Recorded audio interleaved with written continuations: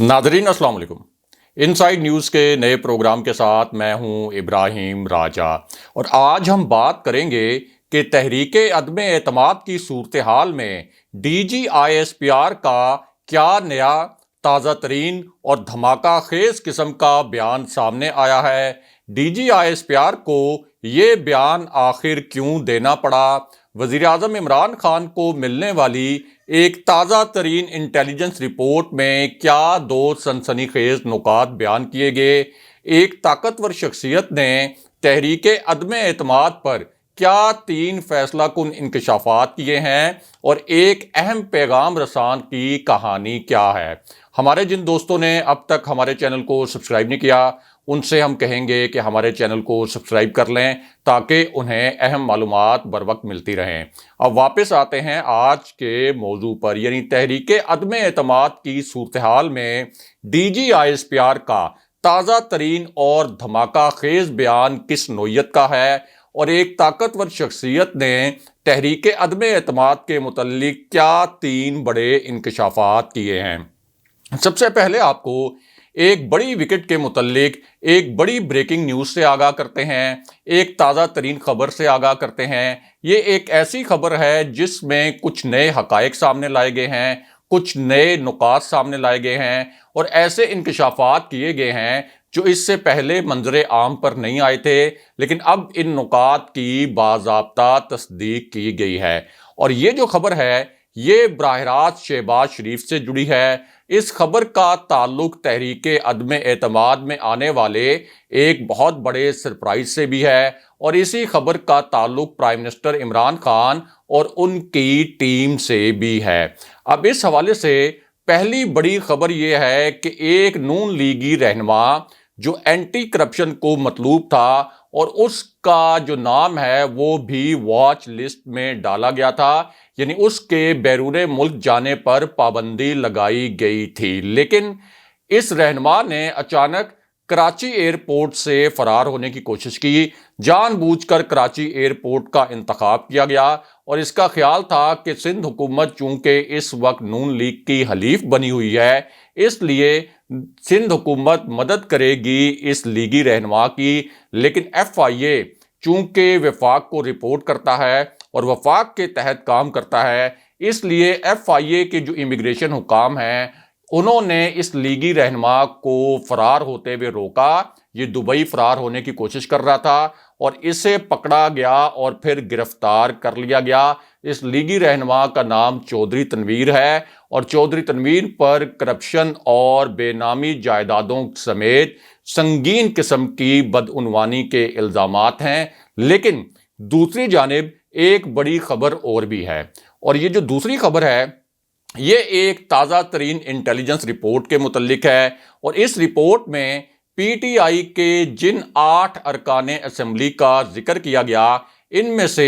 एक का ताल्लुक कराची से है और prime minister Imran Khan PTI के कराची से ताल्लुक रखने वाले इस रुकने कौमी असेंबली को बहुत अरसे से नज़रअंदाज भी कर रहे थे। और वज़ीर आज़म इमरान खान के मुतल्लिक एक तासुर ये भी है कि वो इस शख्सियत को और इस रुकने कौमी असेंबली को ज़ाती तौर पर नापसंद करते हैं। इसके अलावा PTI की जो पूरी क़यादत है, ख़ास तौर पर PTI सिंध की जो क़यादत है उसके मुतल्लिक एक पक्का तासुर ये मौजूद है कि वो इस रुकने कौमी असेंबली को शदीद नापसंद करती है जिसमें अली जैदी जैसे लोग भी शामिल हैं। अब ये जो रुकने कौमी असेंबली है जिसका ताल्लुक कराची से है ये इस वक्त बहुत ही जुमानी किस्म के बयानात दे रहा है, यानी विकेट के दोनों अतराफ ये खेलने की कोशिश कर रहा है। और इसी रुकन ने शहबाज गिल के खिलाफ भी एक ताज़ा तरीन बयान दिया और उसके बाद इसी रुकने कौमी असेंबली ने शेख रशीद के खिलाफ भी एक जारहाना बयान दाग दिया। अब चूंकि तहरीके अदम एतमाद का जो इस वक्त एक पूरा एनवायरनमेंट है इसमें एक एक वोट कीमती है और अपोजिशन के पास इस वक्त कौमी असेंबली में 161 अरकान हैं जबकि इसे हुकूमत के 11 अरकान तोड़ने हैं। तो ऐसी सूरत हाल में ये जो रुकने कौमी असेंबली है ये हुकूमत को ब्लैकमेल करने की कोशिश कर रहा है। لیکن اب تک حکومت نے اس پر کسی قسم کی کوئی توجہ نہیں دی، اور اس کی ایک بہت بڑی وجہ بھی ہے۔ وہ وجہ کیا ہے وہ بھی آپ کو بتاتے ہیں، اور اس ایم این اے کا نام بھی بتاتے ہیں۔ اور یہ جو ایم این اے ہیں یہ ہیں عامر لیاقت حسین، لیکن اس معاملے میں بھی ایک بہت بڑا ٹوسٹ ہے، اور وہ ٹوسٹ یہ ہے کہ پی ٹی آئی کے جو دیگر 7 ارکان ہیں ان کے متعلق اب ایک بڑی خبر آئی ہے، اور ان 7 ارکان کے متعلق ایک انٹیلیجنس رپورٹ وزارت داخلہ تک پہنچی تھی، یعنی شیخ رشید احمد جو وزارت داخلہ دیکھتے ہیں ان تک یہ رپورٹ پہنچائی گئی تھی، اور وہاں سے ہوتی ہوئی یہ رپورٹ وزیر اعظم عمران خان کے آفس میں ان کے ٹیبل پر پہنچا دی گئی۔ اب یہ جو رپورٹ ہے اس میں 2 بڑے انکشافات کیے گئے۔ ایک تو اس رپورٹ میں یہ بتایا گیا کہ یہ جو 7 ارکان جن کا ہم نے آپ سے ذکر کیا ان کی باضابطہ اور باقاعدہ طور پر سرویلنس کی گئی، یعنی یہ ارکان کہاں جاتے ہیں، کہاں سے آتے ہیں، کس سے ملاقات کرتے ہیں، کہاں ٹائم سپینڈ کرتے ہیں، ان کو کس قسم کی فون کالز آتی ہیں، اور یہ خود کن نمبرز پر کالز کرتے ہیں۔ اب یہ جو پورا ایک سرویلنس والا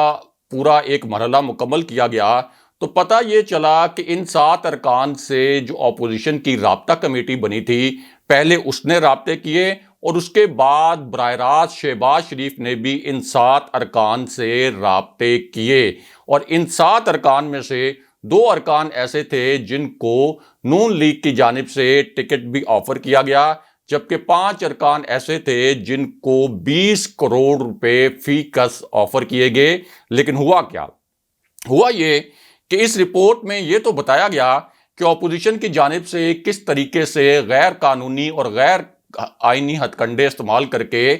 ان ارکان کو فلور کراس کرنے کی ایک ترغیب دی گئی، اور ان ارکان کو 1 کروڑ روپے آفر بھی کیے گئے۔ لیکن ان 7 میں سے 5 ارکان ایسے تھے جنہوں نے حکومت کو یقین دلا دیا کہ اپوزیشن کی اس آفر کے باوجود وہ کسی صورت تحریک عدم اعتماد کو سپورٹ نہیں کریں گے، جبکہ باقی 2 ارکان جو ہیں انہوں نے کہا ہے کہ حکومت کے ساتھ ہمارے تحفظات پہلے بھی تھے، وہ تحفظات اب بھی موجود ہیں، لیکن اس تحفظات کے معاملے کے باوجود وہ ہر صورت میں تحریک عدم اعتماد کے معاملے میں اپنی حکومت اور اپنی پارٹی یعنی تحریک انصاف کے ساتھ ہی کھڑے رہیں گے۔ بہرحال اب واپس آتے ہیں کہ D G I S P R نے تحریک عدم اعتماد کے ماحول میں کیا بہت بڑا بیان دیا ہے، اور مختصراً آپ کو کاف لیگ کے فیصلہ کن اجلاس کی کہانی بھی سناتے ہیں۔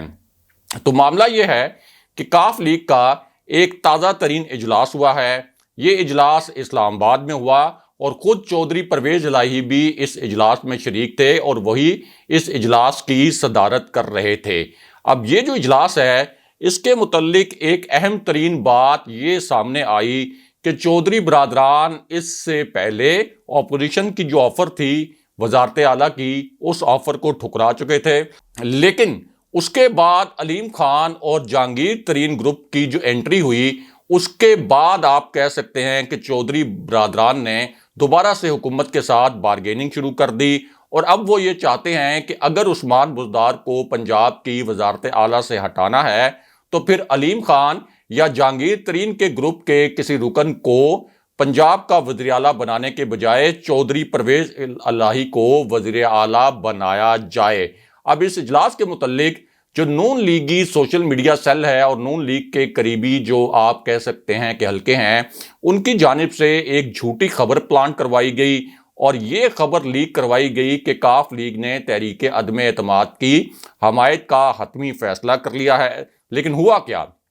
ہوا یہ کہ جب ہم نے بطور صحافی کاف لیگ کے ذرائع سے یہ بات کی کہ کیا آپ نے حتمی طور پر تحریک عدم اعتماد کی حمایت کا فیصلہ کر لیا ہے، تو ان کا کہنا تھا کہ یہ خبر مکمل طور پر بے بنیاد ہے، ہم نے ابھی تک کسی قسم کا کوئی حتمی فیصلہ نہیں کیا۔ لیکن دوسری جانب ایک اور اہم ترین اجلاس کے متعلق ایک بڑی خبر اور بھی ہے، اور یہ جو حساس اجلاس ہے یہ بھی تحریک عدم اعتماد کے متعلق تھا۔ بہت ہائی پروفائل میٹنگ تھی، پرائم منسٹر عمران خان اس اجلاس کی صدارت کر رہے تھے، اور یہ اجلاس جو تھا یہ وزیر اعظم ہاؤس میں نہیں بلکہ پرائم منسٹر عمران خان کی جو ذاتی رہائش گاہ ہے یعنی بنی گالہ، یہ اجلاس وہاں پر ہو رہا تھا، اور اس اجلاس میں پرائم منسٹر عمران خان کے 6-7 جو قریبی وزراء ہیں وہ شریک تھے۔ یہ ایسے وزراء ہیں جن پر prime minister Imran Khan trust کرتے ہیں، اور جو پیچیدہ مواقع ہوتے ہیں ان پر انہی وزراء سے مشاورت بھی کرتے ہیں۔ اب اس دوران ایک وفاقی وزیر نے پرائم منسٹر عمران خان سے ایک پیچیدہ نوعیت کا سوال پوچھا، اور وہ سوال یہ تھا کہ پرائم منسٹر صاحب، آپ نے تحریک عدم اعتماد سے صرف ایک دن پہلے ڈی چوک پر جلسے کا اعلان کیوں کیا؟ اب ظاہر ہے کہ پرائم منسٹر عمران خان ملک کے سب سے مقبول لیڈر ہیں اور ڈی چوک پر ایک تاریخی جلسہ ہونے والا ہے، لیکن سوال یہ تھا کہ آخر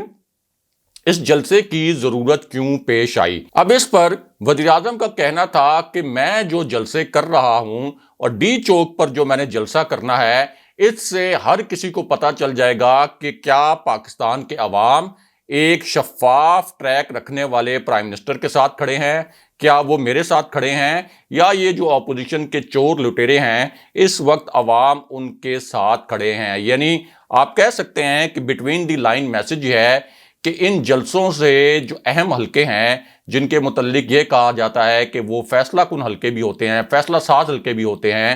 تو ان کو بھی ایک پیغام مل جائے گا کہ اس وقت پاکستان کے جو عوام ہیں وہ اصل میں کس کے ساتھ کھڑے ہیں، وزیر اعظم عمران خان کے ساتھ یا اپوزیشن کے ساتھ۔ دوسرا سوال پرائم منسٹر عمران خان سے جو کیا گیا وہ اس سے بھی زیادہ پیچیدہ تھا، اور یہ سوال تھا نمبر گیم کے متعلق، اور پرائم منسٹر سے پوچھا گیا کہ اس وقت تحریک انصاف کے پاس کل ملا کر کتنے ارکان موجود ہیں،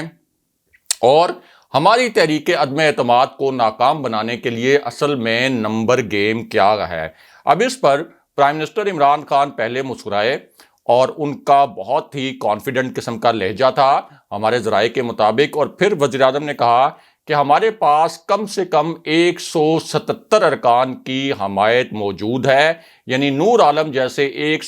یا 2 ارکان ادھر سے ادھر بھی ہو جائیں تو پھر بھی یہ تحریک عدم اعتماد کسی صورت کامیاب نہیں ہو سکتی۔ دوسری جانب ایک اہم ترین شخصیت نے بھی تحریک عدم اعتماد کے متعلق 2 بڑے انکشافات کیے ہیں۔ اب چونکہ یہ شخصیت فوج کے بہت قریب مانی جاتی ہے، اس لیے ان انکشافات کی بہت زیادہ اہمیت بھی ہے۔ ایک تو اس شخصیت کا یہ کہنا ہے کہ ہمیں تحریک عدم اعتماد کے حوالے سے 5ویں اور تازہ ترین انٹیلیجنس رپورٹ بھی مل چکی ہے، اور اس رپورٹ میں بتایا گیا کہ ہمارے 6 مزید ارکان پر ہاتھ ڈالا گیا تھا، لیکن اپوزیشن کو ایک مرتبہ پھر منہ کی کھانی پڑی ہے، اور ان 6 ارکان نے لالچ دینے کے باوجود اپوزیشن کا ساتھ دینے سے انکار کر دیا ہے۔ دوسرا انکشاف اس شخصیت کا یہ تھا کہ میں نے پوری معلومات لینے کے بعد، یعنی ان کا تاثر یہ تھا کہ جو پاکستان کے اہم حلقے کہلاتے ہیں ان سے معلومات لینے کے بعد میں پوری وثوق کے ساتھ کہہ سکتا ہوں کہ وزیر اعظم عمران خان 5 سال پورے کریں گے۔ اسی شخصیت کا تیسرا انکشاف یہ تھا کہ اپوزیشن کو کم سے کم تحریک عدم اعتماد کے معاملے میں 9 ووٹوں سے شکست ہونے والی ہے، یہ اس شخصیت کے الفاظ تھے۔ اور چوتھے نقطے میں اس شخصیت نے یعنی وزیر داخلہ شیخ رشید احمد نے یہ کہا کہ فضل الرحمان ریاست کو جتنا بھی بلیک میل کر لیں، لیکن ان کے یہ جو انصار الاسلام جیسے جتھے ہیں ان کو ہم ریاستی طاقت استعمال کر کے اسلام آباد میں گھسنے سے اور اسلام آباد میں بدامنی پھیلانے سے ہر قیمت پر روکیں گے۔ بہرحال اب بات کرتے ہیں کہ D G I S P R نے تحریک عدم اعتماد کے ماحول میں کیا بہت بڑا بیان دیا ہے، یہ بیان کیوں اس وقت ہیڈ لائنز بنا ہوا ہے، کیوں اس کے اوپر تبصرے کیے جا رہے ہیں، کیوں اس کے اوپر بہت زیادہ شہ سرخیاں بھی بنی ہیں اور اس وقت ٹی وی سکرینز پر بھی تجزیے کیے جا رہے ہیں۔ تو معاملہ یہ ہے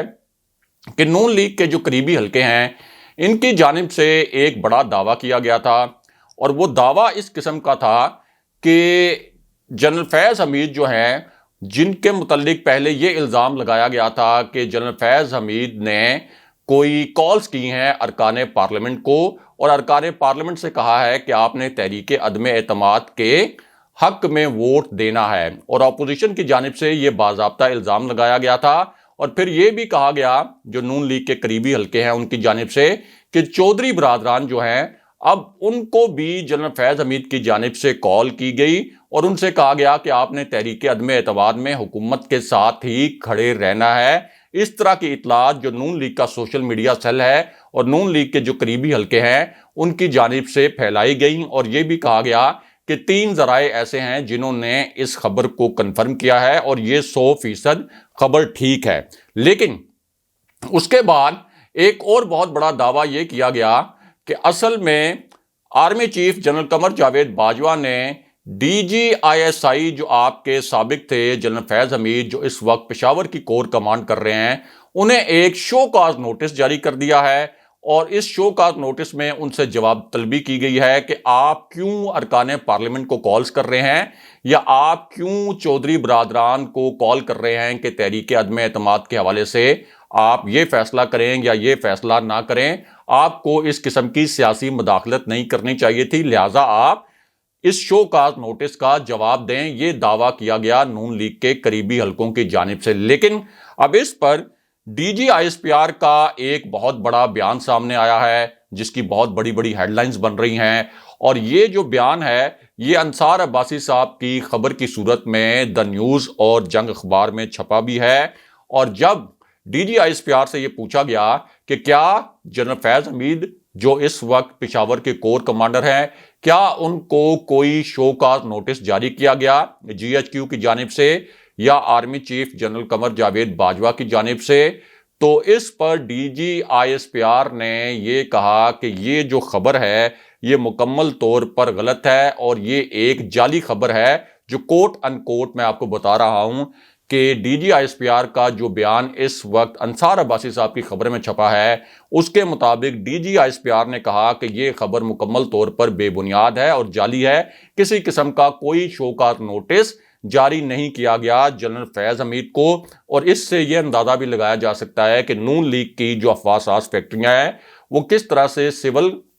اور عسکری قیادت کے درمیان بدگمانیاں پیدا کرنے کی کوشش کر رہی ہیں اور فوج کو تقسیم کرنے کی ایک گھناؤنی سازش بھی کر رہی ہیں۔ اور اس سے پہلے DGISPR نے اپنی پچھلی پریس کانفرنس کا حوالہ دیتے ہوئے بھی کہا کہ ہم پہلے بھی کہہ چکے ہیں کہ ہمارا سیاست سے کسی قسم کا کوئی لینا دینا نہیں ہے، اور حکومت جو ہے اس کے ذیلی ادارے کے طور پر ہمیشہ فوج جو ہے کسی بھی حکومت کے ساتھ ہی ہوتی ہے اور اس کے تابع ہوتی ہے۔ اگلے پروگرام تک کے لیے خدا حافظ۔